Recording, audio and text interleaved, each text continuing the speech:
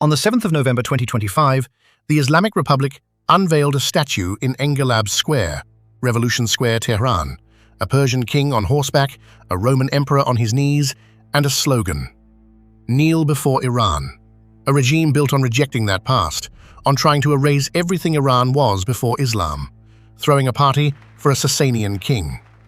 Why him?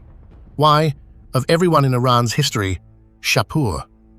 He answered that himself, 17 centuries ago. On a stone tower, Shapur had his account of the war cut into the wall in 3 languages: Middle Persian, Parthian, and Greek. The Greek is the point. He was not writing it for Persians. It lists 37 cities and says Valerian was captured, in his words, with our own hands. He carved the picture at Naqsh-e Rostam, beneath the tombs of Darius and Xerxes, the Achaemenid kings 700 years before him, whose empire the Sasanians saw themselves reviving. The message was for Persians: I am the heir of those men.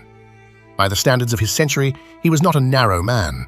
Zoroastrianism was the state religion, but it never went looking for converts. The prophet Mani lived at his court. Jews, Christians, and Buddhists worshipped openly across his empire.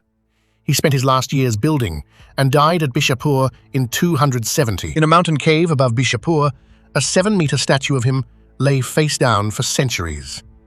In 1957, Iran's last Shah, Mohammad Reza Pahlavi, sent soldiers to stand it up. 68 years later, the Islamic Republic that overthrew him cast its own, 5 months after Israel and America had bombed Iran for 12 days and killed the top of its military. Outward, the statue said, Rome, the West's own ancestor, on its knees. The real work was inward, handing Iranians something to be proud of. Look at what the slogan says: not kneel before the Islamic Republic, kneel before Iran.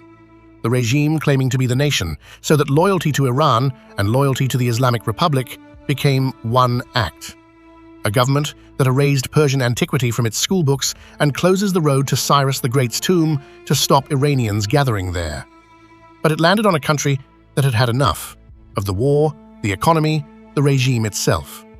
7 weeks later, the country rose anyway. On the 8th and 9th of January 2026, the regime's forces opened fire.